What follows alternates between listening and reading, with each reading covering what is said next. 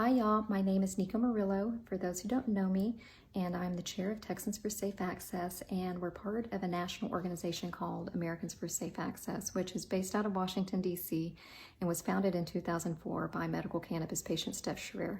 Now, Steph founded the organization under the right standards of being patient-focused forward, so we're really thrilled to be part of the ASA family and really happy to bring this chapter to the state of Texas. So I wanted to share with you what ensuring safe and legal access to medical cannabis means. It means that international, federal, and state laws and regulations recognize cannabis as legal medicine, that medical professionals can recommend medical cannabis, that patients and their caretakers have the information they need to make educated choices about medical cannabis therapies, that patients and medical professionals can incorporate a diverse group of products and delivery methods to create the personalized treatment regimen, that patients can trust the labels on the medicines are free of contaminants and pesticides, and that medical cannabis is covered by insurance. So that is what ensuring safe and legal access means to us. And so usually we have these meetings on the first Saturday of each month at the Meadows Conference Center, but until the quarantine lifts, we will be hosting those here in my home.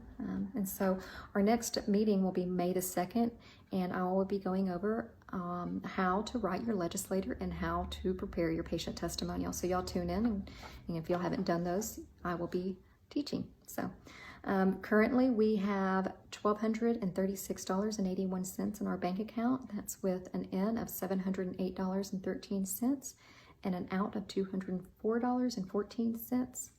Some new business on our radar is that we want to set up an online e-commerce. That's going to cost us about $350 to set up, and that would be to sell some of the t-shirts and branded material for our chapter to help generate money. As you all know, patient advocacy relies on donations from our member base and from great people like you. So this new online e-commerce store is going to help us definitely generate some to keep our chapter up and going. And so as you all may have seen on our Facebook page, we shared some COVID-19 information sheets. Those would be some of the symptoms of what COVID-19 are, what to do, how to wear PPE. So if you haven't seen those, take a look at our page, and it's pinned at the top. So those are easily shareable with your friends and community. We would suggest that you do that. And so I wanted to spend the rest of this time talking about patient resources. And so being a patient advocacy group, we talk to people about how to become their own medical advocate. And that is taking care of your own medical needs and being very involved in your day-to-day medical activities. And so, how do you become your own patient advocate? Well, it's by managing your mental health is first. And so we know that as a patient advocacy group, many of our members are dealing with mental health issues such as PTSD, bipolar, many, many other things. And how to deal with this mental health crisis during times of despair and isolation can be very challenging for individuals. So I wanted to share with you some tips on how we can help our community. And so, you can try to focus on things that you can do instead of things that you can't do. None of us like to be told what we can't do. So, what can you do? Well, you can do gardening. It's a great season to start a small garden. There's some yoga and prayer, meditation, starting a new craft, and playing music or picking up music. There's many places that are offering free music lessons with COVID-19, so that's been a good perk from this. But community is everything, and we know that. We know that this organization is really housing a lot of our patients that need a home to come to. So how do we reach out to our community during this time? Well, it could be a phone call. It can be a FaceTime call. It can be a handwritten card that's mailed. And it could just be a quick video, just like this, a 2-second video to your loved one. These types of interactions go a long way for mental health. So I would encourage you to reach out to anybody that you know that is dealing with any type of mental health issues, and even just your loved ones that are not, and let them see your face. The light that's in our face and the emotion that's in our face feeds better emotions. So share your good spirits with other people when you're in a good one, and that will lift up a lot of the mental health issues that you may be having. And so also I wanted to talk about natural, non-pharmacological ways of pain management. And so, many patients, given the current status of COVID-19, are using half of their medication needs or skipping medications and trying to hoard them and save them because they're unsure of what's going to happen, or money, they can't afford the medications because of what's happened. So I wanted to talk to you today about some energy conserving measures for pain relief. And these are all natural, again, non-pharmacological ways to deal with pain management. So the use of a heat compress intermittently for 20 minutes at a time. So that would be placing the heating pad on your shoulder for 20 minutes, then resting for 20 minutes, coming back, putting it on for 20 minutes, and then resting. You can do that with a cold compress too, except you're going to want to put a barrier in between your skin and that cold pack, so you protect your skin. But again, 20-minute cold press, 20-minute off, and using that protection. Deep breathing through your nose, slowly in through your nose and out of your mouth. So a 3-second inhale through your nose, 3-second inhale out of your mouth. So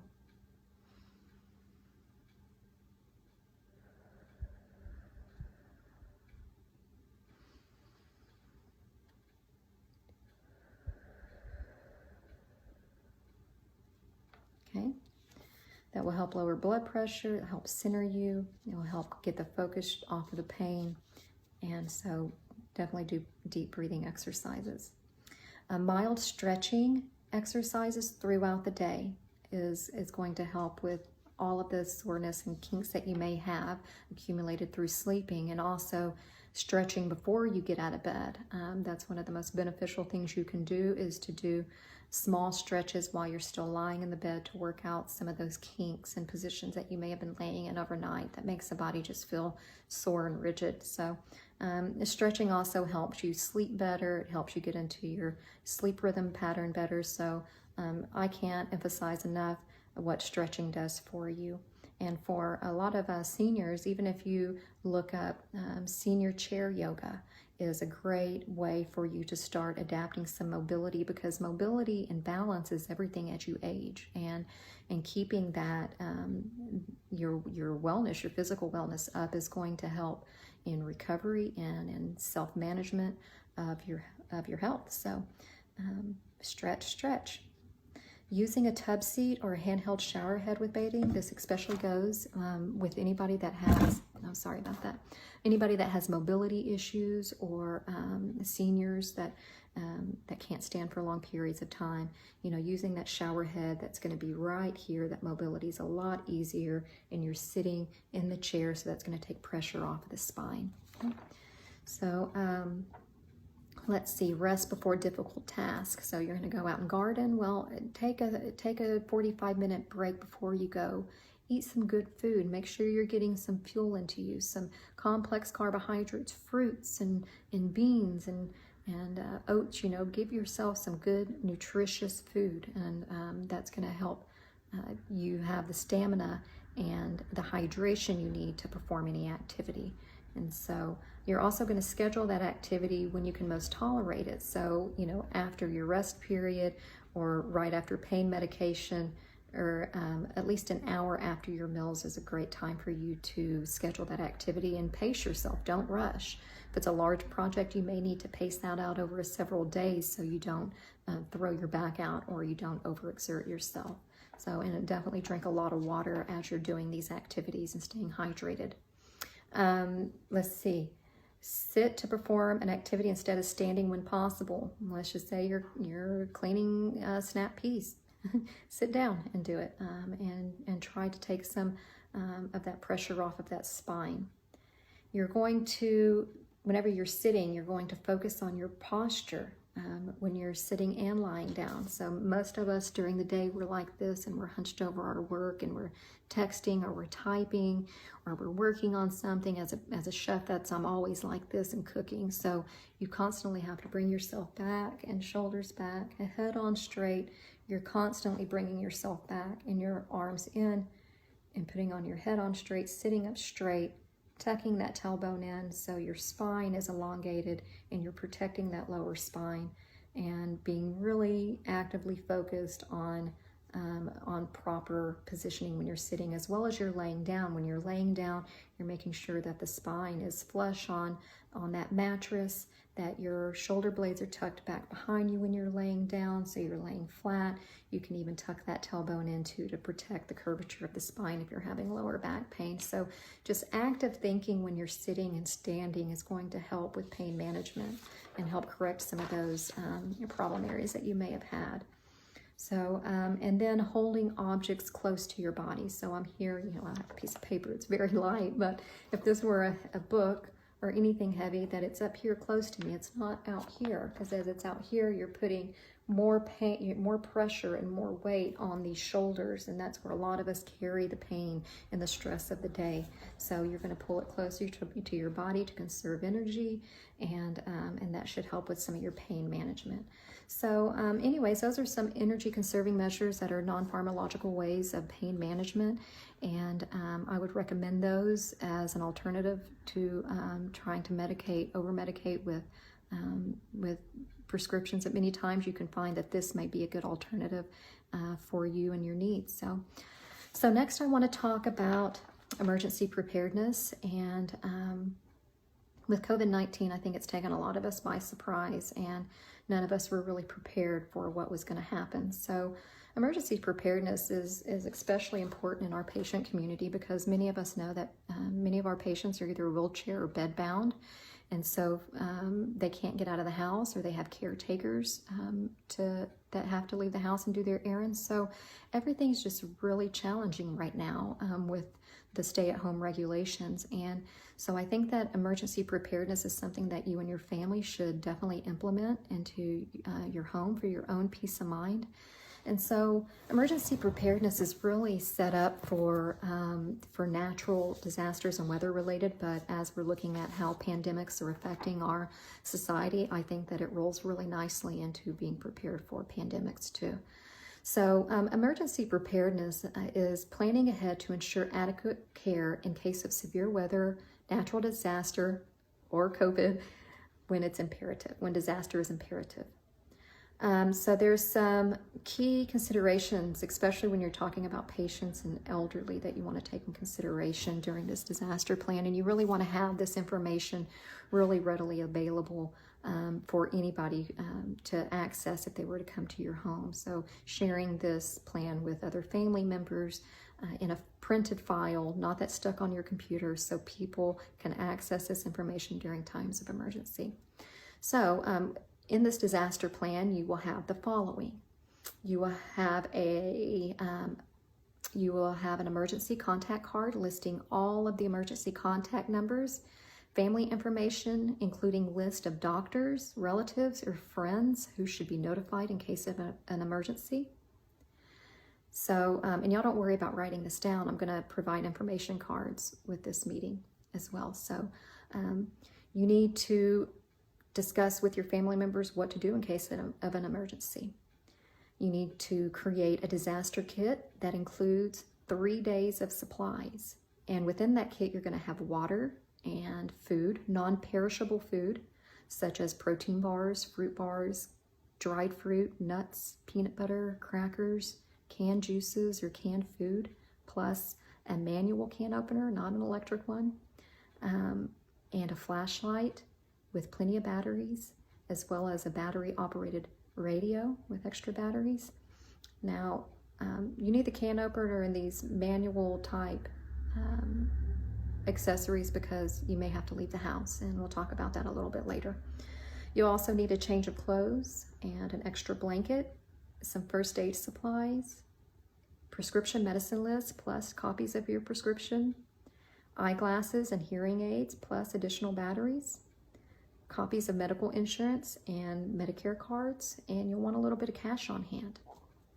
And so once a year, you go into this emergency preparedness closet. I have one here at the home, and you go in once a year and you look at your food expiration date and you switch it out for fresher food. And then the old food comes out, you eat that up, And so in that way, you'll always have a fresh rotation of foods for your emergency cabinet. It does have to be maintained over the years, or you will be eating old expired foods in times of emergency. And so, I think that emergency preparedness plans are important for homes, because many times, you have family members that may work away from the home, or you have family members that are living by themselves, and it's going to take some time to get to their home. And so this is just a small peace of mind to know that I have 3 days worth of supplies in a closet, that I'm not going to run out of food. Nobody's going to go hungry. And I think that that's going to help us going into the future when we're dealing with difficult times like this. And so, these are patient resources that we want to offer as we're going into the new crazy COVID-19 pandemic. And we think that that we need to be better prepared in the future to better serve our patients and our community base. So that's it on emergency preparedness. Lastly, I wanted to go through just a couple of tips. So if you are a patient that is on a oxygen tank or a ventilator, you need electricity to run those machines, or any type of medical device that runs off of electricity. If there ever was a time when we didn't have electricity, you can go to the local fire department or the police station, and they will have backup generators for you to be able to use your devices. So that's really important for you all to know, for your loved ones and for the caretakers as well, to know that that's where you can go in cases of emergency. Back in the days, our families and ancestors had emergency plans, and we had here in Texas, we have tornado shelters built, and there was always a plan of action whenever you heard those sirens go off. So I think as we're looking at our family's safety and how we can better support our community long term, I think it's really important that we pay attention to times like this, and that we prepare in a way that is going to give our home the peace that it needs, so we stay in a good mental health balance, and we're eating good foods that are nutritious, that are supplying the minerals and nutrients that we need to support a better lifestyle. Cannabis medicine is a beautiful therapeutic medicine, plant medicine, that works for so many people. Food is also a great medicine, and it's the first medicine. So as we're dealing with health and wellness and how to become your medical advocate, how to live a better lifestyle, it's about adapting techniques and lifestyles into your home that's going to give you a peace of mind going into the future, that you don't need to rely on things outside of the home, that you can maintain, and that you're safe. So anyways, that's it. And I want to open up the meeting to member roundtable discussions. So if you have any type of comments or suggestions for our chapter, please private message us or leave it in the comment line below. We would love to open up the discussion more to more topics. So we're here for you and for our patient community, and we want to thank you all for joining us, and be looking for out for the information cards that we would share on these emergency preparedness plans. And join us next month, same place, and looking forward to seeing you. Thank y'all so much. Y'all be safe out there, stay healthy, and stay shining.